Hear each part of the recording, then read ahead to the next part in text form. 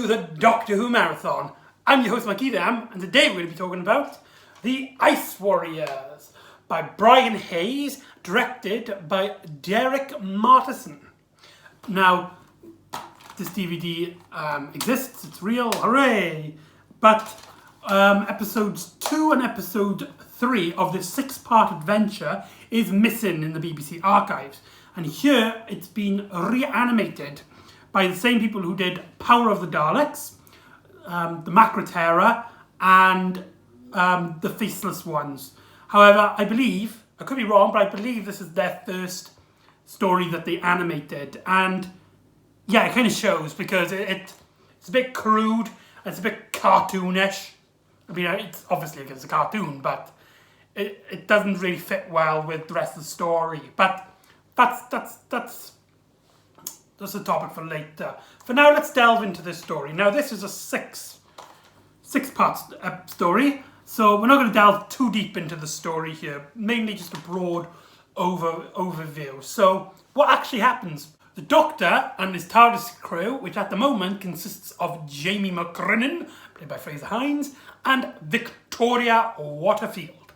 And here they go and land on a snowy place. I can't remember where they say it was, but in terms of the time frame, Earth is on a new ice age, and so we basically could be set anywhere because snow's everywhere. And it's here that they meet a group of these people that they can't really, but they can sort of control the weather, which is really strange because that's a plot point that was used in a previous story, the Moon Base. And here it's doing a very similar thing. You've got this base that kind of like organises the system of the weather. And here you've got the leader character, this man who's like on a walking stick and he's a bit crouched up. And he basically doesn't trust anyone except for computers. And every time somebody has like a math problem and they've got like a solution to it, they got to first see if the computer agrees with it. And so a lot of conflict comes to this from this character like this. Now, I don't know how to feel about this character. He's a big aspect in the story. He's actually, you could see he's one of the main characters in this story. And on one side, he feels very much like a caricature. This guy talks in a very strange way and kind of like William Shatner-y. And with this hump and this walking stick, it's really over the top kind of way. But it's not like so over the top that it's funny. But just over the top enough that you can't really buy his character. And there's also the fact that his character is actually one of the biggest hindrances to the story, in that every time there seems to be a solution to a problem and how characters need to act, he will first consult his computer first. And a lot of the drama comes from the fact that this guy constantly needs to check with his computer and stuff, which is fine for the first few times that they do it, but every single plot point he has to consult with the computer and it gets really slow really fast. But I digress. Now, it explained early on that one of the chief of the machines that use the weather, basically the main controller of the weather machine, he basically abandoned them because he had a disagreement with the captain.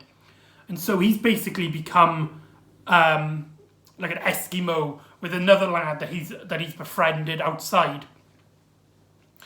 And when we cut to these two characters of this guy, I can't remember his name, doesn't say on the back of the box. When it cuts to this guy and his friend, I think the interactions really work and they play off each other really well. Top notch to the actors in these scenes. Basically, one of them, they both don't like what these scientists are doing. they basically believe that they're trying to control everything and their politics are trying to get in the way. Oh, by the way, for people who say that Doctor Who isn't political, this is a story about global warming and heavy reliance on computers. So even back in the 60s, it's political. I don't know why I'm doing this with the DVD, but let's digress.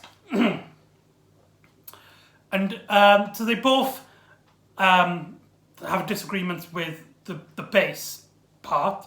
However, one of them is a former scientist, and he thinks like a scientist, and he kind of understands how some of them that they witness, why they would react in certain ways. But the other guy, he basically doesn't like any forms of the scientists, and he's basically like a hunter who like lives in this snowy place. Why do I keep doing this? So their friendship really works well, and it's mainly these two characters that really push the story forward. So getting back to our to the base characters, three of them go outside, and they discover a frozen man, a pre-Viking creature in the ice, which is, as you might have guessed, the Daleks. Yes, it is the Dalek. No, of course, it's the Ice Warriors. In their first Doctor Who debut, one of the most iconic Doctor Who villains, probably under the Daleks, the Cybermen, maybe the Sontarans, maybe.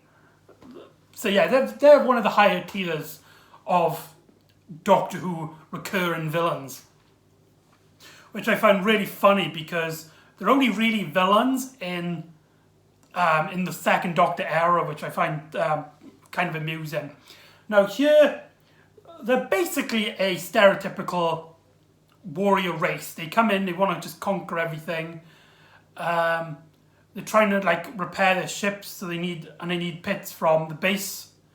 And so, you know, it's not anything new. It's not anything groundbreaking, story-wise, written-wise. However, the costume design, the acting of those whispery voices, just their huge demeanour and the way they're directed really solves these characters as a brilliant threat to the series. And you can see clearly why they became a big part of the series later on going forward. Which is also a bit strange because they don't have really much mythology about them. We learn that they are from Mars, millions of years ago, who crash landed onto Earth, and their ship needs a repair and they got frozen in a block of snow. So, you know, they're kind of like helplessly there, which kind of is a great contrast to our main characters who are there on purpose and are trying to solve Earth, whilst these creatures, they're there by accident and only care about themselves as they take Victoria prisoner.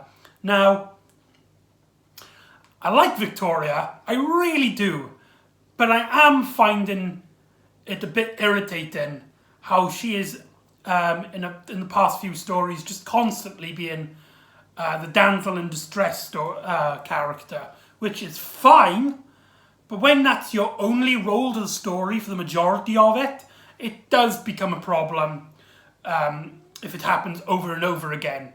It does kind of feel like the writers are struggling to find things for her to do, which is really sad because I think she does get a lot of great moments out. There's a great bit where Jamie and her are talking and Jamie notices how some of the women are dressed a bit more flamboyantly, shall we say, compared to what Victoria is wearing.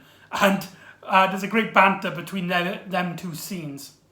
Now, does that one thing this story reveals is that Brian Hayes knows how to write for the second Doctor. There are so many great character beats that only Patrick Troughton could pull off like this. Well, maybe Matt Smith and Jodie Whittaker, and maybe Sylvester McCoy, but nobody can play these scenes like the second Doctor can. Some of the great examples is when the Doctor first enters the room with all the scientists of the base, and how he kind of like overhears everybody. Overhears the boss character, who doesn't realise he's in the room yet because he's too busy, and so he's kind of like getting involved without nobody else really knowing because they're all too busy. And with Patrick Troughton basically owning the screen, and as he moves around, and his facial expressions and just the way he moves. Like I said before, I don't have a lot of Big Finish when it comes to the second Doctor era, and that is mainly because I think that one of the greatest appealing parts of the second Doctor era is Patrick Troughton and his visual acting abilities, which is a crying shame how most of his stories are missing. So, you know, there's a lot of great moments in that. And there's another bit later on where he's tested to be like the newest, to be like a helper of the scientists, because he might just be lying. And he's given a task to solve in like 30 seconds, I believe, on how to sort a new sort of ice age, and how Patrick Troughton acts, how he goes quickly from panicking to quickly speaking about all these different solutions, to then slowly calm, and then it's like, oh, it's actually quite easy. It's just blah, blah, blah, and then he solves it just nanoseconds before he needs to. So you also get some great bits, and also in the missing episodes where he's rumbling around writing stuff on the floor and checking up papers and stuff, which I found really funny. And there's also some great moments where he goes into the Ice Warriors base because they've discovered later on about their ice ship being in the ice as well. And the Doctor comes up with a scheme to basically stop the Ice Warriors. And the way he plays the fool, but he really knows what he's talking about. And there's a great bit where him and Victoria need to team up to take down an Ice Warrior. And the Doctor makes her pretend to cry.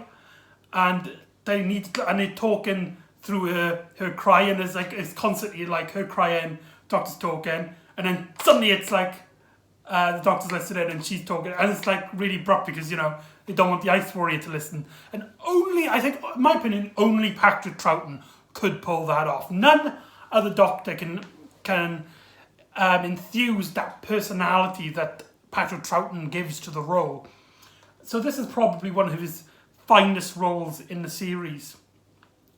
Just a funny, important fact about this story. It's not really a fact, but I find it funny. In a lot of the trailers for this story, and when they do like a big like Doctor Who marathon trailer, and they have like all the Doctors, they always show a clip at the start of this in part 1 where it looks like he's reacting to a giant monster off screen. But in the actual story, it's just because when he's trying to get out of the TARDIS, Jamie accidentally stands on his hand, which I find absolutely hilarious. And every time I see a trailer that uses that clip as a serious moment, it makes me giggle. Now back to the lead of the character. Now, I've said before how I don't know how to feel about him because he's so A, a bit overplayed, and B, his plot point gets repeated a lot. However, you do see his point of view, how he's in a very important role. He's got a lot of responsibilities, and also you can, by the way he portrays, he's a very ill man, and he basically needs others to rely on, but he can't trust people because, he's a very important person. So him relying on computers is actually a very plausible character trait, and it is a character flaw how he is constantly relying on the computer. And there's some great moments where the Doctor solves out something, and the guy is like, right, let me just double check with the computer, and the Doctor's really offended, and he's like, it should be me double checking if the computer's work calculations are correct, not the other way around. That's one of my favourite lines in this story. But yeah, like I said, it does become a problem how they constantly use it, but it's mainly like loads of short little moments because the computer normally solves it really quick until like the last 2 episodes where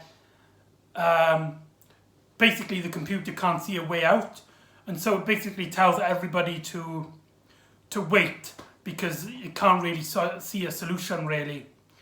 And the people trying to talk to the computer is like the only way really it can see itself is by sacrificing itself, and the computer is built not to sacrifice itself. It plays into the important storyline in this story that humans' over-reliance on machines and technology, and it really does work well here, especially with the counterpoints to the Ice Warriors, who are these big, bulky people who basically are covered in technology, and we've got our human characters who rely on technology, but they really need to like basically stop it. Still use technology. I mean, it is a solution to many of the problems, especially when the Ice Warriors go into the base and the Doctor uses the Ice Warriors machine against them so that it gives them all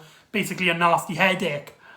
So it's not saying that technology is bad, just that over-reliance on it is bad, which is actually a moral that really hits home to modern day life as well. How, we live in a world with we constantly rely on our phones and TVs, so it still holds up very well.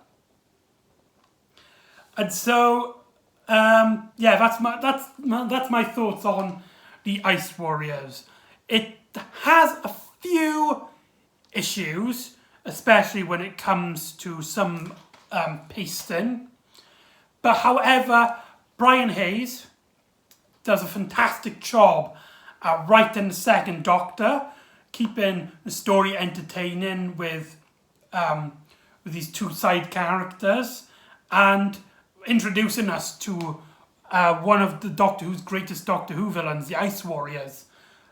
So there you go, the Ice Warriors. Go watch it. I don't think it might be for everyone, but I do think it's worth a watch.